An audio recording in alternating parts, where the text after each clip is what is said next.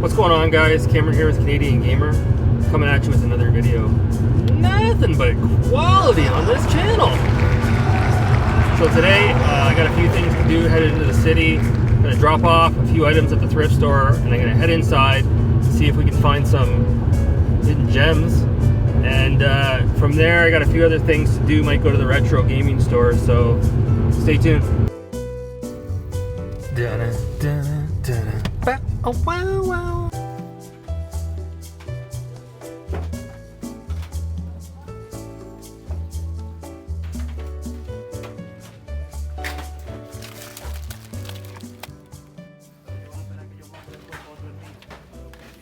Nothing but quality on this channel. Check out this new mic stand. Nothing but quality. Professionalism in this studio. Yeah, I lucked out at the thrift store. I picked up an actual, check it out, an actual mic stand. So we're going all Howard Stern in here. Pretty soon I'm gonna have to get myself a nice boom mic, a shotgun mic, and we'll keep using the Rock Band mic. It works. So before I show you what I picked up at the thrift store, and then we'll get into the real meat and potatoes of this video.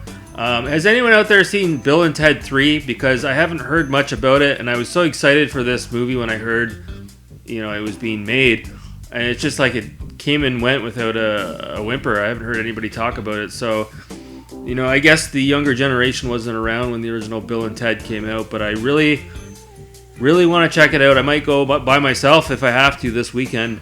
The last time I wanted to see a movie so bad, I went and saw it myself, was the second Dumb and Dumber that came out with Jim Carrey and Jeff Daniels, and yeah, that wasn't the greatest movie, but it was fun going to the theaters to check it out, even if I was by myself. Today at the thrift store, as you guys saw, there was a couple of old school Xboxes there, and one of them looked like it was a limited edition. Not quite sure what it was in regards to. I don't know if it was NHRC drag racing. I'm not quite sure. Maybe you guys can fill me in the comments if that thing is rare. The other console had a red controller, but the piece that snaps on to the back where you put your batteries in, it wasn't red, it was white. So I wasn't interested in picking that up. Otherwise, it would have been cool to pick up that variation of a controller. I did pick up, which has often been highly criticized as being inferior to the original Xbox version, and the 360 had a version of this as well, and that's Far Cry Vengeance for the Nintendo Wii. So usually when I go to the thrift store, they do have Wii games, but usually it's like not anything good, it's just shovelware. But today I picked up for $5.99, 20% off of that, Far Cry Vengeance, which is a remake of Predator Instinct, which came out on the original Xbox. But apparently the graphics are worse on the Wii than they were on the Xbox for some strange reason. The Xbox version came out 1 year prior, but apparently the controls are really tight. You can use the nunchuck in this as well. I don't care. I'm not going to listen to the jaded review scores. I'm going to try to experience it myself. Been on a bit of a Wii kick lately, so I'm excited to beef up my Wii collection. The only other Wii games that I need to pick up would be Cursed Mountain, which is about a mountain climber that, again, climbs up a mountain and there's all kinds of demons. It's a survival horror game. I really want to pick that up. And I want to pick up Punch-Out for the Wii. And I also want to pick up, I think it's called WarioWare or Wario Shake It. I think that's what it's called. It looks really good. So those games are kind of expensive. We'll see. So the real reason why I wanted to make this video today was talking about the Xbox Series S, not the Series X, the Series S. So let me take a sip of my wine here.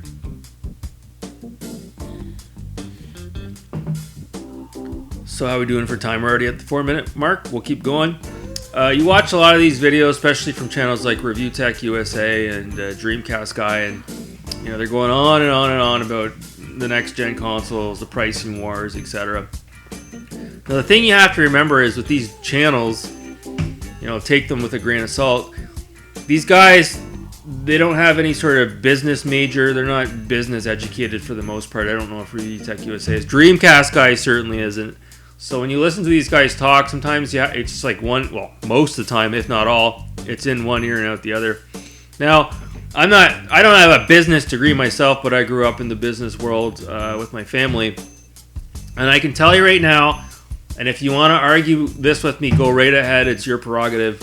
I'm just telling you, the Xbox Series X is not where Microsoft will make their money. The Xbox Series S is where they'll make their money. Trust me, Microsoft does not want you as a consumer to buy the Series X. The Series X is, yes, there for the hardcore gamer, such as myself. But for the average consumer, they want you to buy the Series S. And why do they want you to buy the Series S? Because it's quite simple. The console doesn't have a disk drive. They're luring you in with that attractive price point with high hopes that you buy that console. And for the next 4 to 5 years, you're spending upwards of $1,000 to, who knows how much money on digital downloads, because let's face it, you're not going to be able to buy a game used and play it on your Series S. There's no disk drive. You're not going to be able to resell your games. Microsoft's not making money off the console. They're making money off their digital downloads and Xbox Live. So if you buy a Series S, in the long run, it's actually going to cost you more money than if you just bought a Series X. Because if you bought a Series X, you could easily go onto Facebook Marketplace and buy your games used. You could go to the flea market. You could go to the pawn shop. You don't have to pay the set price that's on the Xbox Live Marketplace. You can resell your games. Games get recycled, resold on the second-hand market. Whereas if you buy the Xbox Series S for $299, you're going to end up spending hundreds of dollars on digital downloads. You're not going to be able to play those old 360 games that you have kicking around. You're not going to be able to play those old original Xbox games. And can you hardly blame Microsoft from a business perspective?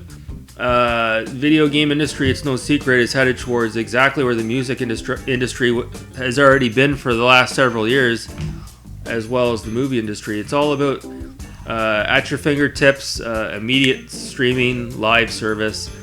If you buy a Series S, why not just go ahead and get the Xbox service that allows you to play the games for a monthly subscription. So again, for those that see the $299 price point and you're getting all hot and horny and you want to run out and buy a Series S, just know what you're getting into. Again, at the end of the day, you're saving $200 measly dollars, and then you're spending 3 or 4 times over that with the amount of money you're going to be spending on digital downloads. So if you want to go ahead and play the original Red Dead Redemption, if you want to play, you better pay. Whereas at least I have the physical copy. I can put it into the Xbox Series X, and I can play my original copy, and it doesn't cost me a damn thing. But when I do that, that's affecting their bottom line, because they don't want you to be able to do that. Yes, they have backwards compatibility on the Series X, but if you want that feature, then again, you have to pay for it. You have to pay an extra $200 for the console. So again, I guarantee you 80 to 90% of the Xbox Series sales will be from the Series S. It's not going to be from the Series X. Not when you can play next gen games on the Series X or Series S, especially with this economy that we're in. It's not getting any better. So most people don't even care about physical media anymore. They'll just go ahead and buy the Series S, and then they'll start spending their money.